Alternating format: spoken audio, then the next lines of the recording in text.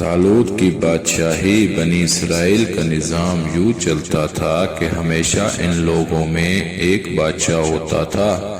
جو ملکی نظام چلاتا تھا، اور ایک نبی ہوتا تھا جو نظام شریعت اور دینی امور کی ہدایت و رہنمائی کیا کرتا تھا، اور یوں دستور چلاتا تھا کہ بادشاہی یہود ابن یعقوب علیہ السلام کے خاندان میں رہتی تھی، اور نبوت لادی بن یعقوب علیہ السلام کے خاندان کا در امتیاز تھا۔ حضرت شموئیل علیہ السلام جب نبوت سے سرفراز کیے گئے تو ان کے زمانے میں کوئی بادشاہ نہیں تھا، تو بنی اسرائیل نے آپ سے درخواست کی کہ آپ کسی کو ہمارا بادشاہ بنا دیجئے، تو آپ نے حکم خداوندی کے مطابق طالوت کو بادشاہ بنا دیا، جو بنی اسرائیل میں سب سے زیادہ طاقتور اور سب سے بڑا عالم تھا، لیکن بہت ہی غریب مفلس تھا، چمڑا پکا کر بکریوں کی چرواہی کر کے زندگی بسر کرتا تھا۔ اس پر بنی اسرائیل کو اعتراض ہوا کہ طالوت شاہی خاندان سے نہیں،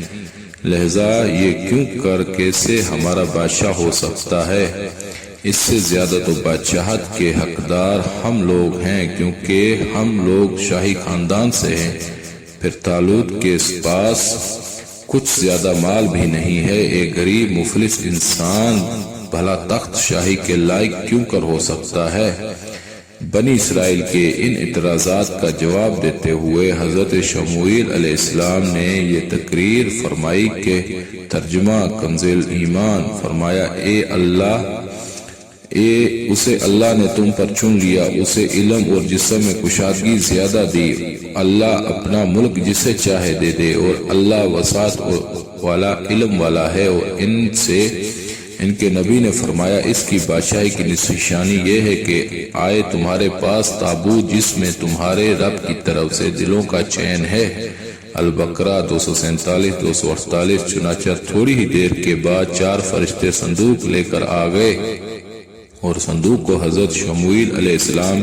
کے پاس رکھ دیا۔ یہ دیکھ کر تمام بنی اسرائیل نے طالوت کی بادشاہی کو تسلیم کر لیا، اور آپ نے بادشاہ بن کر نہ صرف انتظام ملکی سنبھالا بلکہ بنی اسرائیل کی فوج بھرتی کر کے قوم عمالقہ کے کفار سے جہاد بھی فرمایا۔ اللہ تعالیٰ نے اس واقعے کا ذکر قرآن مجید میں فرماتے ہوئے اس طرح ارشاد فرمایا ہے، جس کا ترجمہ یہ ہے کہ ترجمہ کنز ایمان، اور ان سے ان کے نبی نے فرمایا کہ بے شک اللہ نے طالوت کو تمہارا بادشاہ بنا کر بھیجا ہے۔ بولے، اسے ہم پر بادشاہی کیوں کر ہوگی، اور ہم اس سے زیادہ سلطنت کے مستحق ہیں، اور اسے مال میں بھی وسعت نہیں دی گئی۔ فرمایا، اسے اللہ نے تم پر چن لیا ہے، اور اسے علم اور جسم میں کشادگی زیادہ دی، اور اللہ اپنا ملک جسے چاہے دے، اور اللہ وسعت والا علم والا ہے۔ اور ان سے ان کے نبی نے فرمایا، اس کی بادشاہی کی نشانی یہ ہے کہ آئے تمہارے پاس تابوت جس میں تمہارے رب کی طرف سے دلوں کا چین ہے،